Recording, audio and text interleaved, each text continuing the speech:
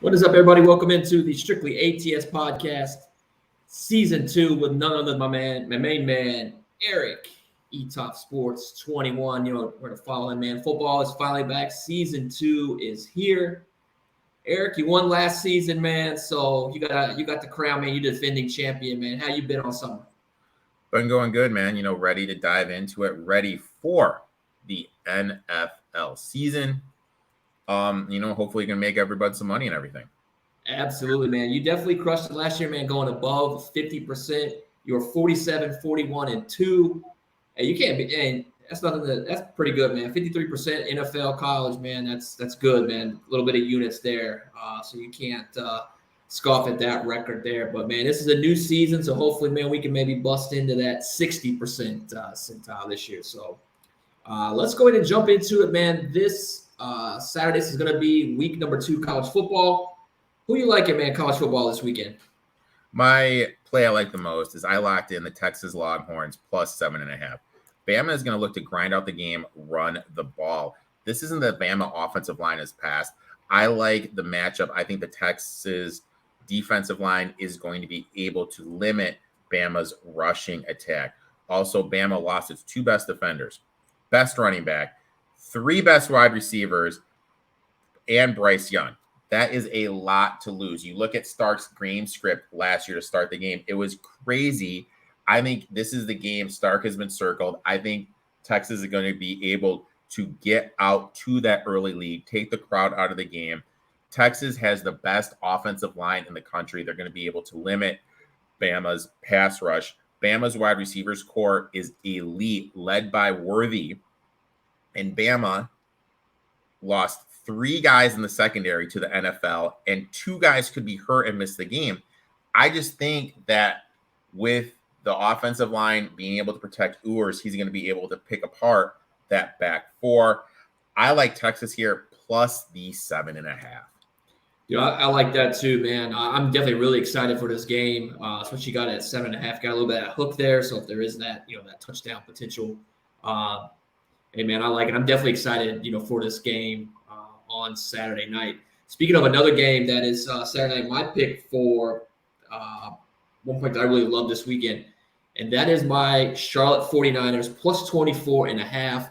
They are going to Maryland, to College Park. This is their first ever nationally televised game, so they're going to be on NBC. And the coaching staff there from Charlotte is all from Maryland. The offensive coordinator is from Maryland. Most of the transfers that Poggy brought in are all from Maryland. So this is going to be a game that they've circled for a long time, man. And Maryland kicked their ass last year. I mean, just destroyed them up and down the field. I hope these boys are ready to play, man. I'm going to take that 24.5. Hopefully they can take I'm not saying Charlotte's going to win, but maybe take the foot off the gas later on in the game. I'm going to take the 24.5 there with the Niners. I like it. And then, so now let's jump into, I know our first two picks were pretty much college football. Now let's jump into NFL. Week 1 is here. Last night we had Detroit versus Kansas City. Great game. My Lions. A big upset. I think there's going to be a lot of upsets, man, this week 1, man. So let's start off. Who's one of your favorite top picks for NFL week 1? Those watching this, you're going to notice a trend with how I bet with certain coaches. The first one, I'm taking my boy Tomlin. Give me the Steelers here plus the 2.5. Found some interesting trends with this. West Coast teams that are favorite on the East Coast, West and week 1, only 45% against the number. Tomlin as a dog, 65%. Tomlin is a home dog, 79% ATS. Look, is San Francisco going to be one of the better teams, going to be in a position to make the Super Bowl again? Yeah, but this is week 1. They're incorporating a lot of new players. I think it's going to take a little time to get everything going. I'm not a Brock Purdy guy. Also, they're replacing 4 guys in the offensive line. Yes, Trent Williams is one of the best guys in the league at the offensive line, but you're dealing with Cam Hayward. You're dealing with TJ Watt. I think the Steelers are going to be able to win the point of attack, cause a little havoc in the back part. Shanahan is a favorite, 46% ATS. I love the way the Steelers treated this offseason. actually playing their guys, getting reps, getting ready for the season. And I'm a little worried because the 49ers did lose so much in the back four with their ability to cover George Pickens and Deontay Johnson. I'm going to take Steelers here. I'm going to take Tomlin as a home dog plus 2.5. Nice, man. Yeah, you can't go wrong with Tomlin and the points, man. That's almost automatic there. And yeah, I'm going to go with another home dog, man. And this is going to be another one of those divisional plays. I'm going Browns plus 2, man. I saw a tidbit earlier that pretty much divisional dogs over the past 8 seasons, 31-12 and 2 ATS, 72%. Dude, I love it at home, man, especially with the Browns. Burrow's dealing with some injuries. And you got to remember, they started the season off 0-2 last year, and they could easily start this one, losing out this first game this year as well. The Browns getting Deshaun Watson.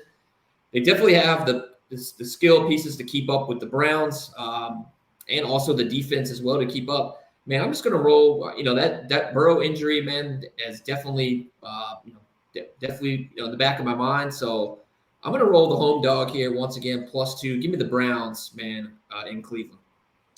I like that. I like that a lot. I bet that one too. I'm on the Browns as well.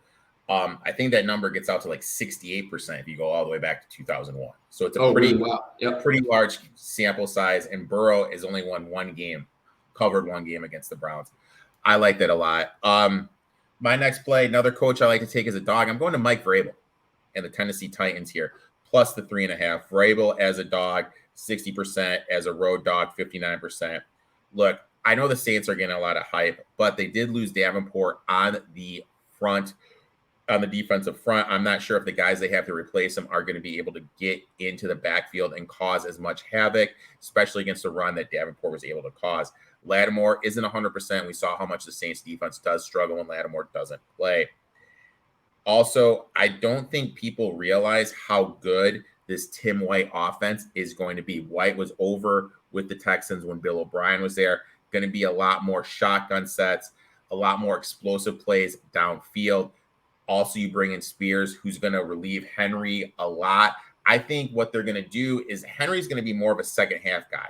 Last year was the first year when Henry's second half production wasn't as good as his first half production. Usually it's been reversed. I think they're going to lean on Spears, make sure Henry's fresh for the second half, have Henry be the guy that leans to close out the game. And the Saints had offensive line issues. I'm looking at their roster moves. They did nothing to address that in the offseason. I like the Titans here in the Vrabel spot. Give me the plus 3.5. Nice. Yeah, I like that too as well. And the next pick, man, I'm going to roll the New York Giants, man, at home, Sunday Night Football against the boys. Once again, another divisional opponent. I think this is going to be, once again, another tough matchup for Dak Prescott and that New York Giants defense. I just like the home dogs, man. I really, when it comes to, the X's and O's, I like the number at 3.5 at home, Sunday Night Football. There's really not when it just comes to, to the teams. I just love the number and the spot for the Giants opening weekend. That's pretty much all I got to say about that one. Yeah. I am going to give you a couple more things because you know what? Thank you. I have some trends. I have my thing I do Tuesday nights. This was one of the plays that I gave out. Here's some trends to back you up. Home divisional dogs since 2001, 66% ATS. Home divisional dogs in prime time week 1. Are you ready for this? That jumps all the way up to 71% wow. ATS. Daniel Jones as a dog, 63% ATS. And Brian DeBoer, absolutely insane last year, 10-2 as a dog. I like the Giants here. I bet this one as well at 3.5. Awesome, man. I'm glad we're both on the same side on that one. I appreciate those trends too on that. And we'll roll into, and we also kind of do some props. We usually do 3 ATS picks between us. Then we'll do a prop and an over under that we like for the weekend. Eric, what do you like over under, man? What are you kind of liking there for your over? My over under is I'm going to go under in.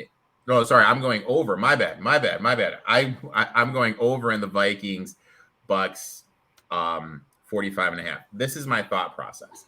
When I was looking at these teams, I was looking at their defenses, and we really don't know. I feel like if you get a good read on these defenses, you can take advantage of it in the first game. When looking at the Vikings defense, they bring in Flores, who I think is a great defensive coach, but he's going to like to blitz. And what happens when you blitz?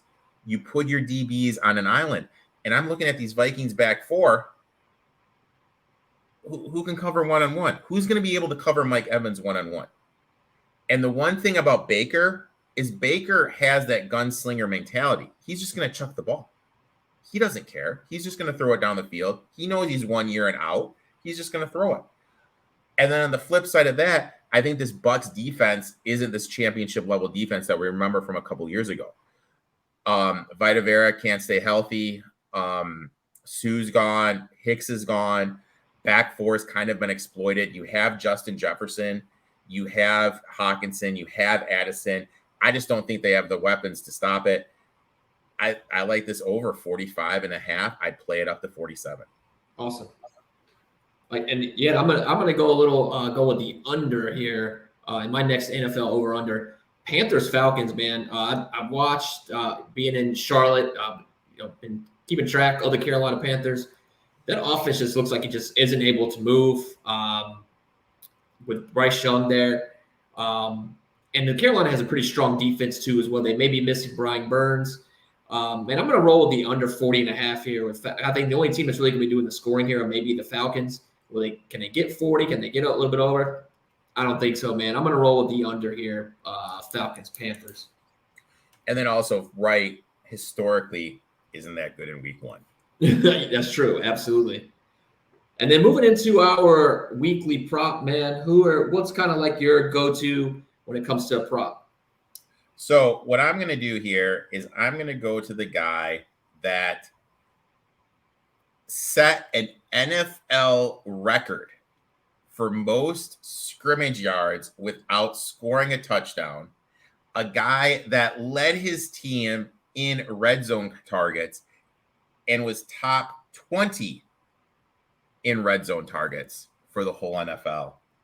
I'm going Deontay Johnson, anytime touchdown, plus 300. I really think they're going to look to get him a tutty. And I know, look, everyone talks about George Pickens this, George Pickens that. There's 11 there. Like whenever Pickens came in, I'm spacing on at the top of my head, but Pickens had 61 targets. Deontay Johnson had 120 targets. Everyone thinks there's going to be this big target drop. Matt Canada's still there. Same offense, same everything. Deontay Johnson's still the alpha in this wide receiver group. I think they're going to give him a tutty so he doesn't have to go through it again. Give me Deontay Johnson anytime touchdown here, plus 300. Absolutely. And then I'm going to go with my pick, man. I'm going to go with a little bit of like a prize pick kind of prop here. I'm going DJ Moore, man, over 47.5 receiving yards against Green Bay. This is going to be Justin Fields' number one target, kind of moving forward in the season. And I'm just going to roll with that, man. I think he can at least get 50 yards receiving. I think I want to throw the ball, against Green Bay this week. So I'm going to roll with that 47.5, man. I like it. So that is it, man. Those are our picks for the weekend. I appreciate Eric, man, for jumping on, man. Best of luck, this week on all your plays, this weekend on all your plays, man. You too, my man. Let's cash some tickets. Let's make some money. All right. Thanks again. Have a good weekend.